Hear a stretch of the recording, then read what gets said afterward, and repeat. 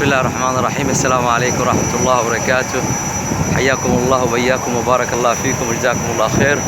سفر رقية قبحية إن شاء الله. waxaan tegayaa u socdaa Soomaaliya magaalada Boorama إن شاء الله ayaan u socdaa gobolka Awdal. waad arkaysaan halkan waa airportkii weeyaan إن شاء الله Djibouti.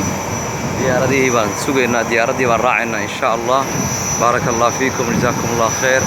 marka alxamdulillaah rabbil caalamiin diyaaradan baa qaadaysa maanta إن شاء الله way geenaysaa Boorama إن شاء الله san halka ruqyada aan ugu saaro oo walaalo badan ayaa إن شاء الله dawooyinkii caleyntii dhirtii xanuunada maartay maasha Allah tabaarakallah waxaad ogaataa nagu soo duulay oo isha iyo qumayada iyo sixirka iyo jimankaas haddaan إن شاء الله halkaas aad igala socon doontaan Boorama إن شاء الله diyaaradda qaadayso waatan iga dambaysa alxamdulillaah rabbil caalamiin.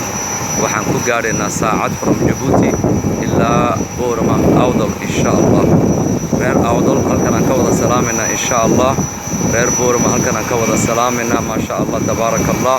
reer Djiboutina waxaan leenahay assalaamu calaykum nabadgelyo إن شاء الله. waan iga maqnaan doonaa, waan soo noqon doonaa إن شاء الله.